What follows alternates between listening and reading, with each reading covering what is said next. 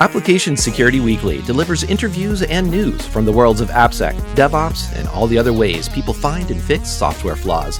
Join us as we explore how the latest news highlights modern security practices or reminds us of the missing ones. We also bring insights from interviews on topics from training to threat modeling, from open source tools to cloud-native techniques, plus an occasional reference from new wave to synthwave. Find us at securityweekly.com/subscribe or look for Application Security Weekly wherever you pick your podcasts. Welcome back to Identiverse 2024. We are here streaming live from Las Vegas. That's right, we're streaming this all live. So wherever you're watching, be sure to drop in the comments, drop in the chat, or even if you're watching the replay, still drop in the comments, give us a like, and drop into the chat with us. We have an exciting time because we're here with identity leaders. And with me, my guest is Ronnie Bliss. Ronnie is Regional Sales Manager at HID, a company that everybody has heard of and probably use. Most importantly, Ronnie, welcome to the show. Thank you. Happy to be here.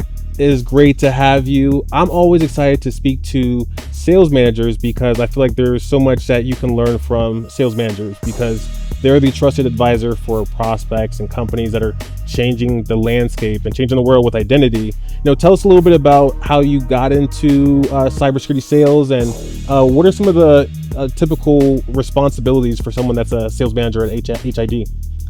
Yeah, so I guess I got my start really from the Yellow Pages, which seems like a kind of long way to go. Really? Yeah. Okay. So the Yellow Pages, of course, were dying and they were moving into the digital space. So started getting into websites and digital marketing, and along with websites came cybersecurity. And I worked for several other vendors, and I actually had a customer ask me what I knew about HID cybersecurity products. And I was like, I don't know anything about So I went kind of down a rabbit hole, and the more I learned, the more excited I got about it. So I actually reached out to HID and I was like, I want to work for you guys. I like what you're doing. Hire me. And here I am.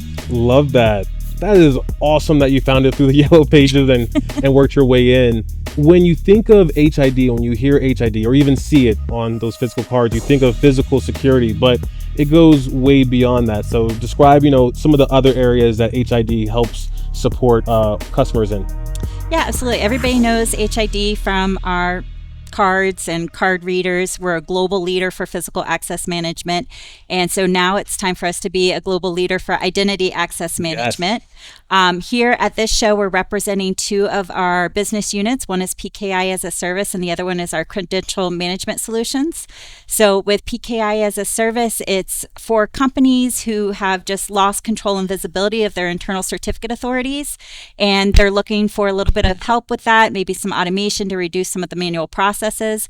And maybe they also need a single pane of glass for not only their internal private certificates, but also their external certificates. And with SSL certificates, there's a lot of talk about maybe 90-day validity periods coming around. So having some automation for those as well really helps out our organizations quite a bit. So right before we hit record on this session, you were telling me how HID is flipping certificates on its head. So, describe, how are you all looking at certificates? We're talking about one-to-one relationships, how we viewed certificates in the past, but it's a different paradigm for you all. Yes, absolutely. So with protecting a network, you'll often use certificates for authentication and encryption for your web servers and web applications, and also for your devices, machines, workstations. But we also provide user certificates. And these user certificates are identifying, authenticating a person rather than a machine or a server. So that person can then take their certificate and put it on any of the devices that they're going to be using to access company resources. And then with our credential management solution, which integrates with our PKI-as-a-Service, those same certificates could also be put on a FIDO token or a smart card. Okay, I see. And, you mentioned PKI-as-a-Service. Who are you targeting? Who are you hoping to help with onboarding that? And also talk a little bit about that service as well. Yeah, so with organizations that are trying to track their certificates on an Excel spreadsheet and they're losing track of who owns that certificate, and maybe it's coming up for expiration and you have IT teams, they're trying to reach out to the person that would be responsible for this certificate, and that person's no longer with the company. So who's the new person? it can get a little bit out of control. And then you also have like rogue dev teams that are just issuing certificates left and right. And they might not even know that the spreadsheet even exists to record the certificate on. So it can very, very quickly get out of control, where our solution, we're going to host the root CA in our secure data center offline. It's available to come online 24/7, so we consider it to be nearly offline. And then the issuing CA is available in our cloud-based portal. It can be manually deployed, or it can be automated through several of our integrations. So the entire certificate lifecycle can be automated, but you get complete visibility and control over those certificates. And if they're automated, you don't have to worry about who the owner of the certificate is. So I'm not sure if you saw, but I was like cringing a little bit when you mentioned spreadsheets, because in cybersecurity, we know that. We know spreadsheets, like we use it for access management too much, certificate management too much. So it's really cool that, you all understand that pain and are trying to solve for it. Another piece that I hear over and over again is knowing which use cases to solve for. So how do you all support organizations looking at all the use cases and saying, I don't know which one to start with? Yeah, so we have a pretty simplified solution where we know the use cases, right? We deal with them every day. So we have pre-built templates already in place that can handle all the common use cases. So if it's a user certificate, if it's a device certificate, client certificate, if they're using Active Directory and Microsoft CA, we know those common pain points and use cases, so we can start with those. But within our certificate templates and our policies, everything is also customizable. So while it's simplified, it's extremely flexible. When you think of identity, you want that simplification. You want a product that's simple, but you also want a product that can do complex things. I'm sure you hear that from some of your prospects that you speak to, where they have ideas, but then maybe they have concerns that, maybe you can't support us in the way that we need. How do you respond to that, and how do you also uplift your customers that have that reservation? Yeah, so that's the beautiful thing about PKI-as-a-Service, right? You're not just buying a piece of software, install it, and never talk to us again. Yeah, we're there through the onboarding process, through implementation, whether you want to do that in phases or all at once, and then we provide that ongoing support and configuration. So if a new use case pops up, and, rather than spending hours online trying to research it and figure out how do I configure the certificate for this specific use case, you just give us a call. And within a few minutes, we have it all sorted out for you. Oh, lovely. What are the most common use cases that you see prospects and customers want to go after and tackle? Yeah, so the most common ones are server, web applications, web servers, and device certificates, and then the user certificates. So typically they're using a MDM like Microsoft Intune, and they want to integrate via a SCEP protocol to automatically deploy those certificates through the MDM into all the various endpoints. One thing that I love about this world of cybersecurity and identity and access management is it's all about learning. When I first got into my career, it was all about Windows Active Directory. And now things have changed quite a bit, and we're always learning. We're always kind of picking things up. So, what are you seeing as the future for, HID and the world of identity? Yeah, well, definitely everything seems to be moving to the cloud. A lot of companies are migrating the services just because they're less capital expense. They're more scalable and oftentimes end up being less costly. So that's the main thing that we see, is that there's several companies that were managing their PKI on-prem, and now they just want to migrate everything to the cloud, and that's our specialty. Yeah. When I look at the future, I also think of something like AI. And then when I think beyond that, I think of quantum. We're not quite there yet like we are with AI, but I've heard that one hesitation that organizations and leaders have is if quantum comes out, then all of our practices are going to be nullified. Our encryption is not going to work as we expect. Are you all thinking about the future in that way? Yes, we're actually working with several agencies, standards, best practices. We're keeping up with what NIST is publishing.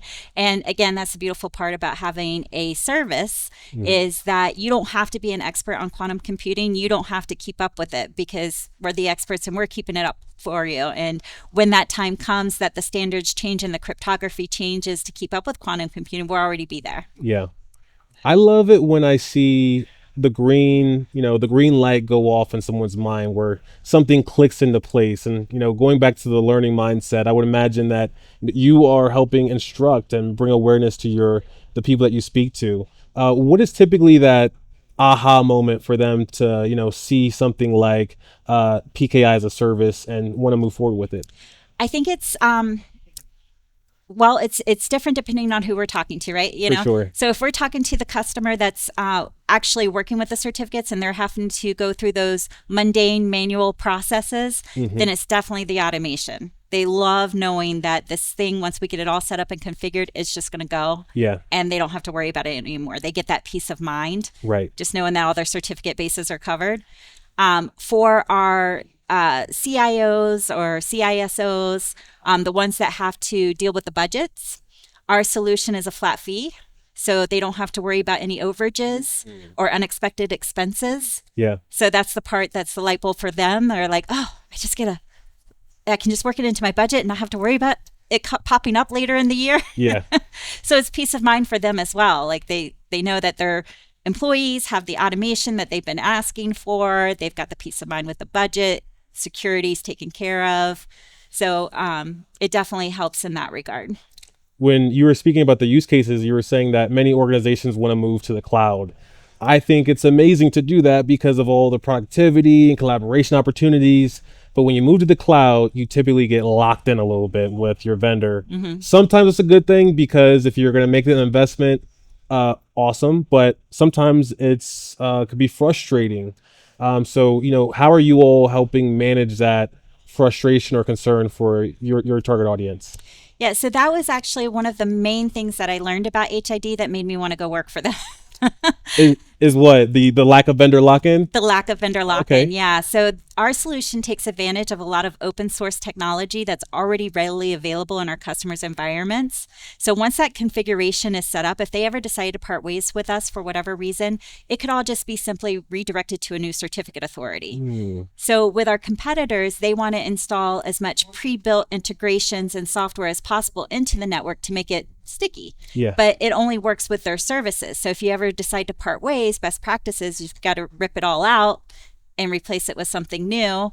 And you have that kind of conundrum, like, do I have the time and resources to go through this process to replace this vendor at this moment, or do I just adhere to their demands, which is usually price increases? Love that. And I love the fact that, you all are thinking about the customer in that light, because customers are the path for success, also the path to make sure we see a secure future. And when I look at having a secure future, I think people got to be at this event, Identiverse. It's special. There's a lot of leaders here, a lot of cybersecurity vendors like yourself. For anyone that isn't able to attend, but is hoping to, get one of those key insights or key takeaways, what has been yours so far this event? I would say consolidation. Seems like a lot of companies are looking to have one vendor that can provide more services rather than having, several different vendors, have it be more specified. Yep. So the more consolidation you can do with one vendor, the better. Love that. So if you haven't done so already, clearly you got to check out PKI-as-a-Service. You can learn more about HID and PKI-as-a-Service by visiting securityweekly.com/HID-IDV. So be sure to check them out. Also be sure to stay up to date with Ronnie. Ronnie, thank you so much for spending a few minutes with me and, helping me learn more about what you all do and PKI-as-a-Service. With that, we will see everyone next time. Welcome back to Identiverse 2024. We are here in Las Vegas. This is all happening live. Wherever you're tuning from, be sure to interact. We have this stream into many different places, hosted by Cyber Risk Alliance and Identiverse. And we're going to be speaking all about the subject of identity. With me, I have a great guest with me. I have Kevin FIDO, who is the Regional Sales Manager of the Americas, focused on embedded IoT solutions at Swissbit. Kevin, welcome to the show. Thank you for having me. Excited to be here. Excited to have you. And I was particularly excited to speak to you because of your experience in sales, especially looking at cybersecurity.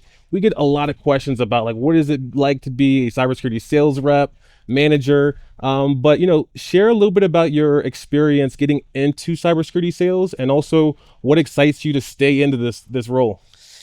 Yeah, so I've spent most of my career in semiconductor sales, working for hardware companies, chip manufacturers, and Swissbit is the same. And what many people don't know, we are claim to fame, our main business is memory and storage products. But we have started to incorporate more security features on those products over the last decade or so. And so it was an easy spin for me to get into that division work on those types of products with additional features, and then move into a market in cybersecurity that is really very different from the semiconductor world that I was used to in the past, right? The very mature industry. Yep. Cybersecurity keeps evolving with new players every day. It keeps changing, right? So that's how I really got into this world, and it's, it keeps me on my toes. Every time I come to one of these conferences, one of these shows, there's always somebody new to talk to and more to learn, right? So that's how. There's a lot going on. I was walking around where all of the exhibitors are at, and hearing about some of the solutions, I was like, wow, okay, my purpose here is to learn. Yeah. And most importantly, we're going to be learning about your company, Swissbit, learning about what you all do. Anyone that's here at Identiverse probably, if they've spoken to Swissbit, have probably heard of iShield Key Pro. Mm-hmm. So, for the audience that's tuning in, tell us about what that is and what value does it provide your audience? Yeah, it's a security key, right? So in this world of phishing attacks where you keep hearing about another company or another entity getting hacked every day, it seems, right? Always in the news. It's a non-phishable form of authentication, right? It's a security key. You have to carry it around, but it allows you to basically perform a second factor of authentication, or the main factor if you prefer, for any of your online accounts. And it's a non-phishable way to do that, right? So right. Unless somebody steals your key, authenticates for you, which that shouldn't be the case, right? It's pretty difficult to do that as well, right? If someone steals it or finds it. Of course, right. It's the second factor, right? So they still have to have other pieces of your identity to be able to get into your accounts, right? So right. I think that's solid, and I think that's so needed. You hear a lot of organizations investing in things like FIDO keys. So what is the difference between iShield Key Pro and everything else that you hear about physical multi-factor authentication methods? Yeah, the iShield Key Pro supports, it's first of all, Swissbit's part of the FIDO Alliance, an active member there. So it supports FIDO 2, the newest of the FIDO standards. Also, the other protocols that you may have heard of, like hash-based one-time password, time-based one-time password, and then and PIV as well, right? All on the iShield Key Pro. But one of the things that we're doing is incorporating also physical access technologies into the key, so that now it supports both logical and physical access, so to get you access into your company's building or a secure facility, and so that you can have all of these features incorporated into one key, basically to consolidate that. I would imagine that anyone could benefit from your solution, this physical way to authenticate and provide identity and access management. For looking at the fact that anyone is your end user, who is your target person that you sell to? Is it CISOs? Is it identity architects? Who are you speaking to most of the time? We talked to a lot of CISOs, talked to a lot of folks in the identity access management space. We're really targeting companies that have lots of employees, right? A large workforce. Yep. And one of the things that we recently announced, actually just a couple of days ago, is listed on the NIST website, is that this key is now FIPS 140-3 level 3, in the process of getting certified, right? So it's listed on the NIST website for cryptographic modules. So that now allows us to target also the government workforce, right? So there's large agencies that have many employees that need to, obviously authenticate to get into their systems and or physical facilities. Right. There's lots of SCIFs and secure manufacturing, facilities and plants, labs that you may not be able to bring another factor of authentication into those facilities, right? For example, your cell phone. Right now, some of the things that we use for the second factor is your cell phone. Either you're not allowed to bring those into some of those facilities, or some folks may not want to use their personal cell phone for work purposes, right? So there's various scenarios where this becomes a very viable option, if not the preferred option, or even a cost-effective option for some situations like that, right? But mainly for we're targeting, like I said, large enterprise workforces and now government workforces as well. Stunning. The fact that anyone can benefit from this technology, I'm sure the light bulb moment is pretty quick when people hear about your solution. Sure. The only thing that I could think of is friction, because it's a physical device and also a new paradigm of thinking. But I would imagine that friction mentality is overcome. How do you typically navigate prospects and customers through that idea of friction? Well, I think first of all, there's lots of bad actors getting into lots of these major corporations, let's say, that's happening in the news. Yeah. There's some of these mandates that are coming down the road that are, suggesting, if not mandating, that you use MFA going forward, right? For sure. This is obviously just one option to do that.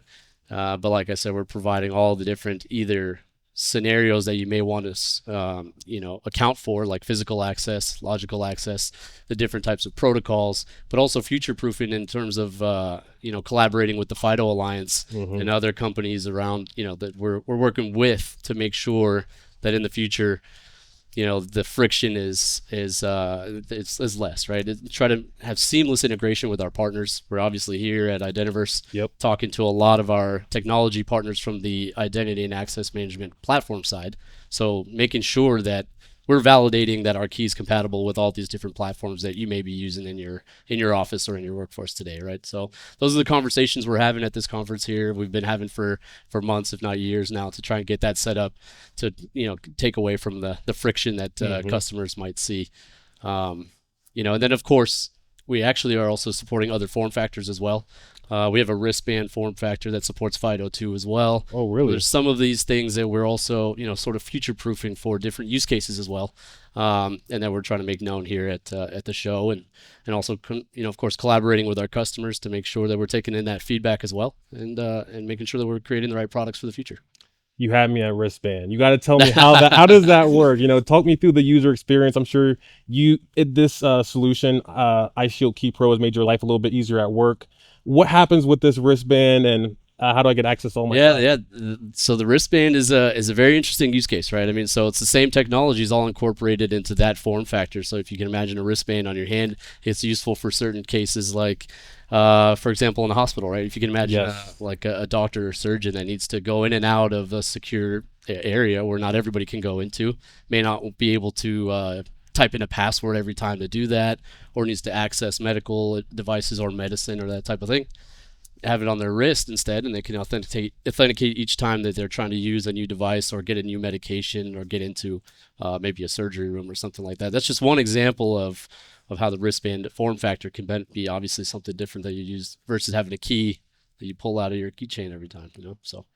I think it's important to remember use cases like that, hospitals environments, or even banking environments where you have to work in a very timely manner. Sure. Which industries and verticals, do you really see your company support and enable when it comes to like time-sensitive aspects like healthcare?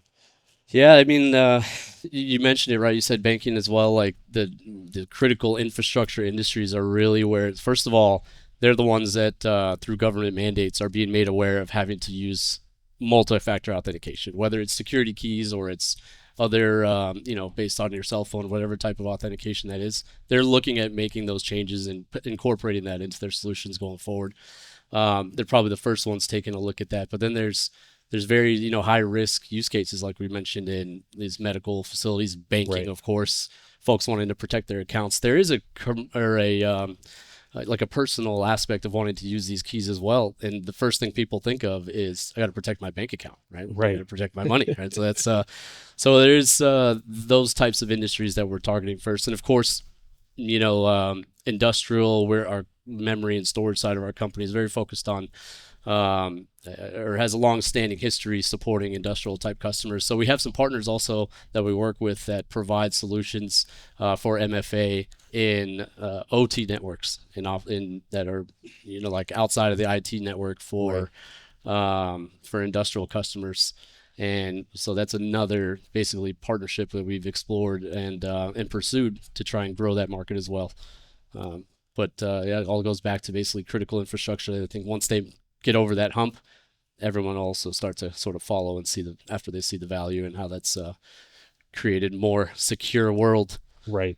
I look at cybersecurity vendors as trusted partners for their customers, for their prospects, for the world at large, because we all could benefit from cybersecurity. And the trusted advisor that you typically interface with is the sales manager, someone like yourself.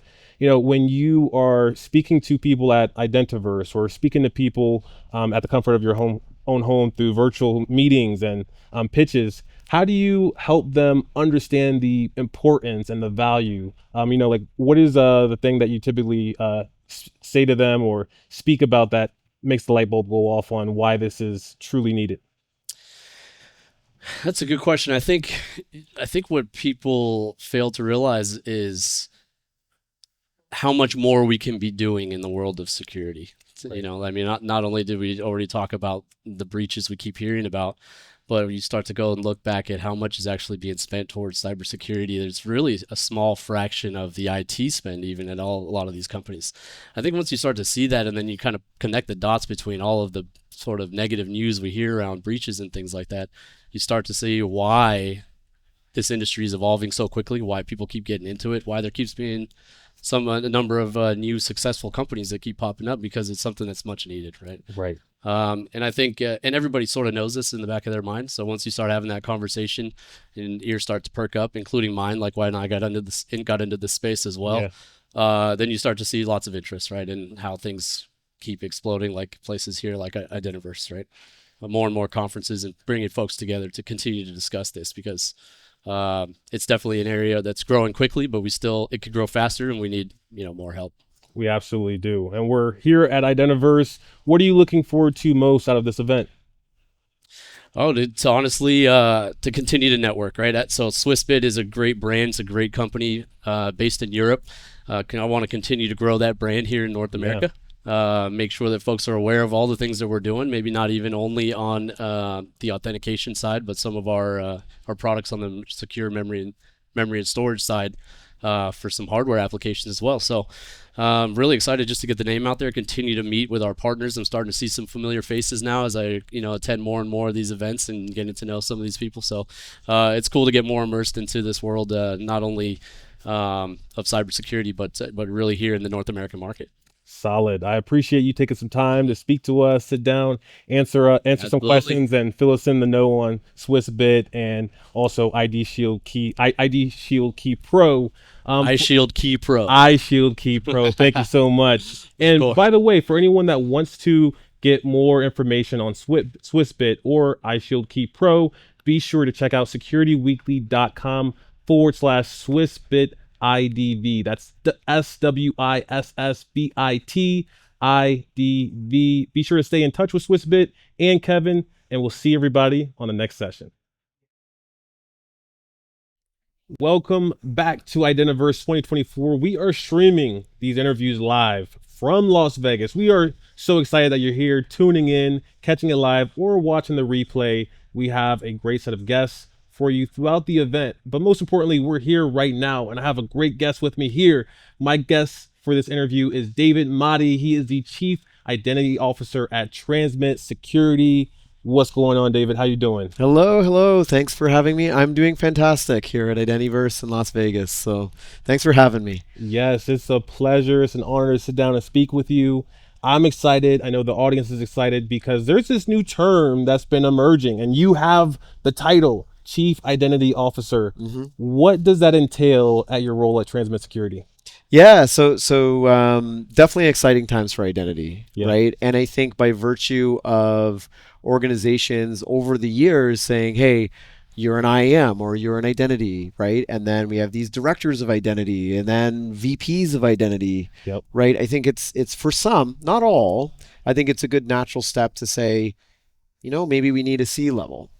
And, so kind of my role is internal, it's external. It's like obviously doing a lot of evangelism as well about the practice of identity. The reality is that identity is here to stay. And it really is the way how I see it as kind of the concrete and steel foundation for digital business. Right? You sign up for an airline loyalty account, government accounts, bank accounts, employee, workforce. Identity it's everywhere, right? And it's one of those things where I think just kind of slotting it under IT, there's merit to that. But by recognizing it as a practice on its own, that does have plugs into other business units. I think that's kind of what it signals to the industry. So I think mine is partly I work for a vendor that develops consumer identity verification and fraud detection technology. So part of my role is kind of doing internal, external stuff where I get to work on identity projects, also do a lot of work for the community, and getting more involved with some standards with identity to kind of evolve that. Say, this is what we're seeing internally, but this is also what kind of our customers are seeing as well. And you know what? We need to either improve this standard or this approach for the industry. But I could go on and on, but I'll stop there. I love the breakdown, and I also love the idea of evangelism, because I think it's not only just supporting a product and a company, but it's also supporting the community. So looking at transmit security, what do you all do? Yeah, so I was mentioning it a little bit there. Really, if you make it simple, transmit security kind of came on the scene 2016. I was a VP analyst at Gartner, covering identity, covering some data security stuff as well. And Transmit came up on my radar, and really what got my attention as an analyst, and this was covering all of the folks in the space, new and old, many here at Identiverse. Transmit popped up because they had this thing called identity orchestration. And that was all these, we have all these apps that all have identity, and some in multiple channels like call center, branch, mobile, web. And Transmit developed this orchestration platform that hooks into all these things, but gives IT leaders or IAM leaders a nice visual interface where they can drag and drop boxes and control workflows. And what those did behind the scenes was call out to these disparate siloed identity products. So one of the things that just triggered in my brain was, they had a customer, it was a large bank. If I wanted to know about you, I had to traverse 400 applications to get one view of you as a customer. Right. Yep. So imagine logging into all those consoles. Transmit solved that by introducing orchestration, and now we see that as like critical capability, as you will, across the industry. But evolving that from there, Transmit now today focuses in on kind of very large scale, high response, resilience, customer identity management. So we're talking some of the largest banks in the world, telcos, e-commerce, you name it. A part of that, there's also identity validation. So when you onboard a customer, you're doing what's known as like a selfie doc scan, but it's also used in the account reset process. So inevitably, we all lose access to our accounts. How do you get on, right? Unfortunately. And then lastly, there's fraud. And we believe that there's a fusion happening. And I know when I look at some of these GenAI attacks, I always say, like, look, fraudsters are using identity to get in, and they're using scams and they're using fraud, and they don't care if you're in the identity group. They don't care if you're a network security person, a cybersecurity person. They get in. And one of the issues I would say in the identity space is identity was kind of born out of productivity. And now we see with all these attacks on IAM infrastructure and identities, it's time that we move into a world of identity security. So I think the identity orchestration is key, because there's a million different ways that someone might access and use an identity. And you might want to safeguard based off of those actions. If I'm at my house and I'm using my applications, maybe it's business as usual. But if I'm traveling here to Identiverse, you might want to have a different workflow for that, verification or giving someone access. And then you look at things like generative AI that is changing the way that we work. It's providing us a lot of productivity, but it also provides the adversary a lot of productivity as well. 100%. What's the state of Gen AI and security for identity? Oh, this is a big one. Are we sure we have the time? No. I think we're good. I think So first of all, here at Identiverse today, this morning, I gave a presentation that it was a packed house, and it was talking about the new wave of AI-enhanced attacks on identity or identity-based attacks. Right. And look, number one, we all know that bad actors are going after identities, right? They steal our information. They do all these things, and they use that to either create new accounts in our name or do what's called account takeover attacks, or ATO, right? Right. Now, with GenAI, as you kind of alluded to, it isn't just about getting code, right? You can get that even with ChatGPT today. It's also about getting reconnaissance information, vulnerability information, but information also specifically on targets if they're doing a targeted attacks. And so what I talked about today when I showed was insight into the dark web and the chatter that these folks are having, even on things like Telegram, and techniques they're sharing. So I'll hit you with a few things right now. So number one, these bad actors, like GenAI aside, right? They're collaborating better as a community than we are as the good team here. The adversary. They're doing a better job of sharing information with each other. And remember, they also don't have red tape. They don't have compliance. They don't have any of this stuff. They might have egos where they want to prove stuff, and that might be an Achilles heel, if you will, but they don't really have much slowing them down. They also were very quick to use new techniques and technologies like deepfakes, SIM swaps, playing around with authorized push payment fraud. They're doing all of this, and you know what? Doesn't matter if they fail. They can try again. Right. And they can try again. Yep. And in my session today, I also talk about, A/B testing, right? So A/B testing, you could take your customer base and path A, I'm going to try this new authentication method. Path B, I'll try this other authentication method. You let them roll for a while, see how they play out, and then you look at the results and go, path A is the way to go. We're going to migrate our customer base or our workforce to path A. Attackers are doing that too. Right. They're trying two different paths, and if B fails, who cares? They can try A. If A and B fail, who cares? They can try again. So they're with all of that in mind, they now have things like FraudGPT, EvilGPT, WormGPT. And I think WormGPT, I had a screenshot of its pricing. You can get access for 1 month for 110 euros.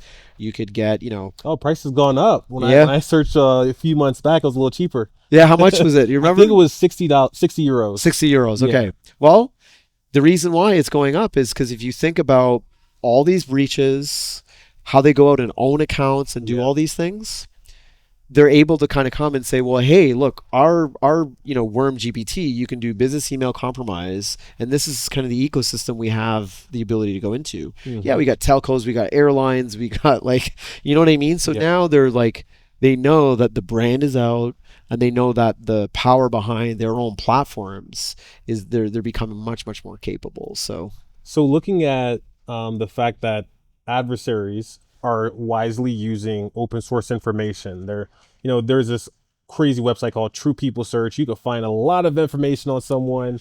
For anyone that has their information on there, you might want to get it removed. But, looking at after they've done that reconnaissance and they're hoping to gain access into your environment, what's typically step one for areas or avenues that they'll explore after they've done their reconnaissance? So it just depends on what they want to do as in terms of an attack. So I'll just kind of give an example, and it's one I gave in the presentation. So it was a authorized push payments fraud, which I'll kind of define as we go through this. So rather than if you're the victim, right, and you have a bank account, that maybe in the past I would try to do an account takeover attack on you, and I go, you know what, the banks have gotten really good at fraud, at authentication, and all this stuff. So you become a harder target to go after, to do an ATO attack. For sure. But you have relationships with other people that maybe you send money to. So I could use these tools to do reconnaissance and maybe find you as a victim. Or the example I gave was a landlord and a tenant. Now you're the victim, you're the tenant. I could go and find out what properties are for rent, say here in Las Vegas. Yep. I can then use these tools to help me find out of those rental properties, who are the landlords, potentially what banks do they use, what telcos do they use, and then of their telco, can I do a SIM swap or other vulnerabilities, and then I basically own their phone, and then I can go to their bank account. Does that bank have some known vulnerabilities? Is it their call center that's weak? So I could effectively put together a plan, an attack plan, and create a list of different landlords. Then I go after, once I get their account, I could send you a text from your landlord's phone, because let's say it is SIM swap. Yep. You get the text message and you're like, and I do it late at night, you're tired, you're like, oh, I got a text from David. I always owe him money, whatever. You log into your bank account on your phone. You use your passkey, Face ID, this biometric, that biometric, all of it, all good stuff. You send the money, you're a victim. Right. They weaponized your identity and they weaponized all this amazing tech and approaches that we used. And so to answer your question, they can use these tools to, and that was an APP attack, they can use these tools to fill in the blanks of the needed information, vulnerabilities, people to target, IP ranges, all of that stuff. And EvilGPT, WormGPT gives them a service where they can do it. Much like how ChatGPT, in some ways when it works well, it makes searching easier, so you don't have to go through 5 websites and read things and stitch things together. Right. ChatGPT kind of puts it together for you. That's kind of what, yeah, you got it. Okay. You got it. Very crafty. I mean, I love to give things like ChatGPT a bunch of context and then ask it a question at the end, like what's step 1 I should take, right? Maybe step 1 is, now they have access to the landlord or all their information, give them a call. This person is likely to fall for this type of threat or this type of exploit. But looking at your company, Transmit Security, where do you all fit in with preventing these attacks that are derived from generative AI? Great question. So there's a couple things to be aware of. Let's first start with this. So in the presentation, I had a slide. I've been talking about what we call the 3 V's. So number 1, if you're an identity practitioner or you're in cybersecurity and you're planning for this new wave of GenAI-based attacks, you have to brace for the 3 V's and get it in your mindset and get it in your business cases. What are they? Expect more volume of attacks. Right? 100%. Expect higher velocity, right? Meaning that they're going to come at you much faster. There's going to be more. So they're building these things for scale and speed. So they can, remember the A/B testing? They can try 3 different approaches at the same time, much faster. And the last V is variety. Volume, velocity, and variety. Variety meaning that A/B testing, they can try 4 techniques at once and they can pick it could be survival of the fittest as in terms of their attacks. So with that in mind, there are a number of approaches. Like the only way to fight back is with using GenAI yourself. And there's a couple ways to peel that back. One is like your operations and your admin, right? Look for these new tools that have ways to like short circuit, your way through the administrative interfaces. Transmit Security's got some quick ways to generate reports to say, hey, what are the high risk identities? So you don't have to like poke through the interface, you just ask it like you would ChatGPT. And I think we're seeing the industry turn that on, and we're seeing it more and more. So that's good. So that's a good first step. The second part though, and this is where it gets interesting, if I go back to that fraud attack, there was a large telco, which I can't share their name, but they were saying how they were able to reduce fraud by simply asking users more questions. So what does that tell us? You as the victim had, say, a GenAI chatbot popped up in your mobile app as you're doing something. It's like, you don't normally send money twice a month. Is this normal? And simply by just mentioning that to you, 1, I'm breaking the flow that the attacker would just expect. But 2, you as the victim, I'm like getting you to think. And so that's a way where we talk about like a positive interaction that breaks some flow that attackers would use. But it's using GenAI. I'm not using someone in your fraud operations. Right. I'm using these highly scalable tools to match those highly scalable attacks. I could go into way more detail, but I'll stop there. I love that. Make it harder for the adversary. Make them think, because thinking is hard. Yes. David, thank you so much. Thank you for spending a few minutes with us, letting us know about your background, what is a chief identity officer, and also about your company, Transmit Security. For anyone that wants to stay up to date with David and also Transmit Security, be sure to check out securityweekly.com/transmitidv. That's securityweekly.com/TRANSMITIDV. And with that, we will see you all on the next one.